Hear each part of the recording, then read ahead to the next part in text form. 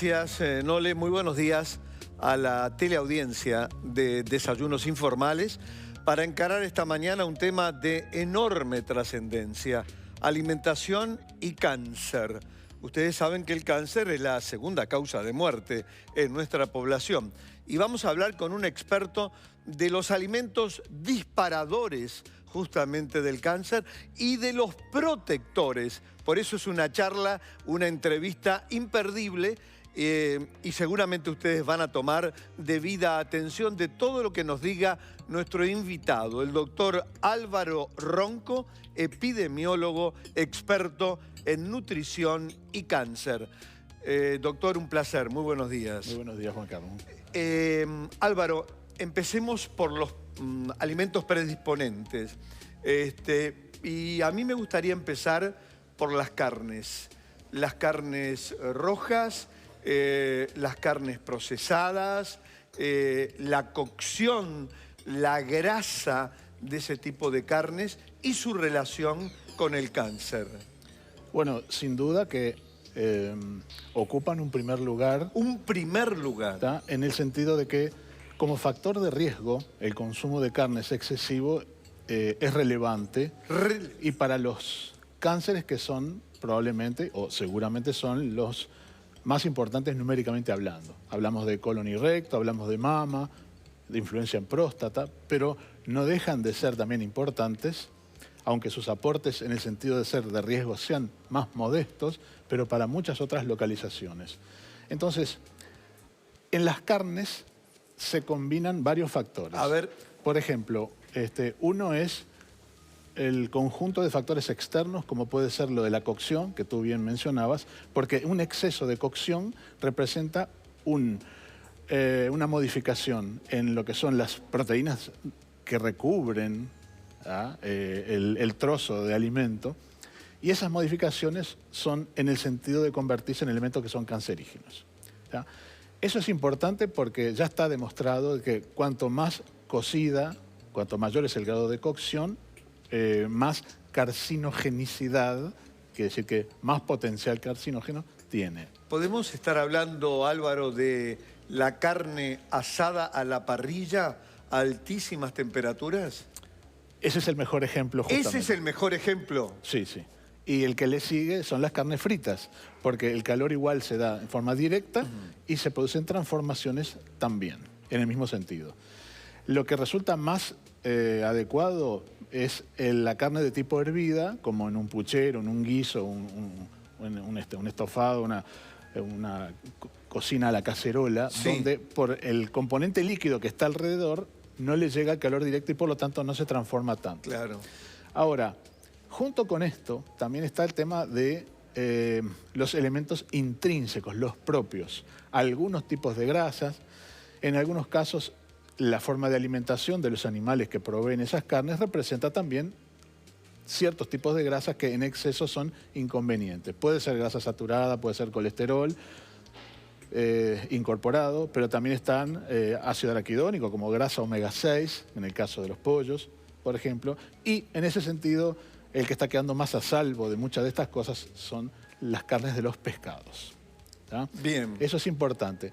Pero no podemos dejar pasar el hecho de que hay un componente que es el hierro, que aportan en gran medida las carnes todas, pero carnes rojas y carnes procesadas son grandes aportadores y como se consume tanto, como se consume en exceso en los países donde hay lo llamada dieta occidental, el Uruguay también la tiene, ese exceso de hierro representa un elemento que en el largo plazo también está ya siendo reconocido como factor de riesgo para cáncer. Sin duda, pero además de esta asociación que tú planteas del consumo excesivo de hierro y de cáncer, me importaría, porque sé que has trabajado el tema, que el consumo excesivo de hierro también está relacionado con otras patologías y que seguramente van a impactar a la teleaudiencia. Sí, si alguien no quiere ver esto vinculado al cáncer, debe prestar mucha atención que el exceso de hierro es un factor de riesgo para la diabetes. Diabetes. ¿Tá? Es un factor de riesgo para la obesidad, para el hígado graso, para la osteoporosis, para enfermedades neurodegenerativas como el Alzheimer, como puede ser el Parkinson u otras. Donde se acumula hierro en exceso en las células, en algún tejido, ahí se produce un exceso de oxidación. Y de la mano de la oxidación, la inflamación, y por lo tanto el tejido degenera. Pero hay otro tema particular, que yo por eso vuelvo al tema del cáncer. Las células cancerosas tienen gran avidez por el hierro, porque cualquier tejido, normal o anormal, lo precisa para su reproducción, lo precisa para vivir, para multiplicar el ADN. O sea que las células cancerosas no solo precisan del azúcar, sino también del hierro. Exactamente, exactamente. Y esa es una forma donde nosotros podemos ejercer prevención, modulando, regulando lo que puede ser un exceso reconocido del hierro. Porque los vegetales, que son la otra cara de lo que... A ver, es lo que representa nuestra protección, lo puede hacer, ¿por qué? Porque suministran un hierro que es de menor cantidad, pero además el organismo humano tiene mecanismos para regular eso. En cambio, con el hierro de origen animal, no, lo absorbe y lo tiene que derivar y colocar en distintas partes. No lo controla, Juan Carlos. Álvaro, voy a otro hierro. Las harinas. Las harinas potenciadas con hierro, que cumplen un papel muy importante en poblaciones, por ejemplo, de contexto crítico, donde sabemos, y esto ha sido público, donde nacen niños que tienen dificultad en crecer, de pequeña talla. Eso es maravilloso. Pero hablemos del consumo excesivo de harinas con hierro. ¿También se da el mismo fenómeno que con las carnes? Se da el mismo fenómeno, sí. ¿Sí? Sí, porque el volumen puede representar menos cantidad, pero es un añadido que muchas poblaciones no lo precisan. Según datos recientes, hay 78 países en el mundo que tienen harina fortificada con hierro. Entre ellos Uruguay. Entre ellos Uruguay. Pero ¿qué pasa? Esto ha sido diseñado para poblaciones que tienen desnutrición o algunas carencias. Cuando hay una población que es carnívora, que es de dieta occidental, está teniendo exceso de hierro. Entonces no precisa de una suplementación.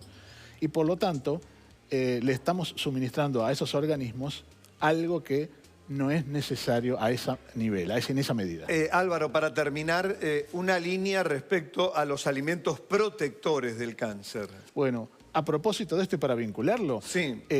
Las verduras crudas y verduras de hoja verde son particularmente útiles porque tienen dos mecanismos con los cuales pueden contribuir como efecto antioxidante, que sirve de paso para modular reacciones que tienen que ver con la cancerización, pero también su clorofila resulta un atrapante de hierro excesivo. Por lo tanto, neutraliza en parte lo que puede ser el exceso de las carnes. No es una garantía, porque tiene su propio hierro, pero el organismo humano regula ese hierro vegetal. Las crucíferas son muy importantes. Justamente, y además tienen potentísimas sustancias anticancerígenas, independientemente del tema de hierro. Brócoli y algunas más, ¿no? Sí, el rabanito, el coliflor, digamos, son los que destacan más. Pero indudablemente que hay que tratar de que sea crudo o con una cocción al vapor, lo menos posible de sometimiento al calor, porque eso se desvirtúa. El potencial que tiene se aprovecha cuando es crudo, sobre todo. Doctor Álvaro Ronco, un placer realmente. Muchas gracias. Gracias por la invitación. Muy importante todo lo que nos has dicho, obviamente, y seguramente la teleaudiencia también lo ha apreciado, y uno lo que desea es que todos tomemos este camino que nos ha indicado nuestro distinguido invitado esta mañana. Damos vuelta a la página y hablamos de otro tema.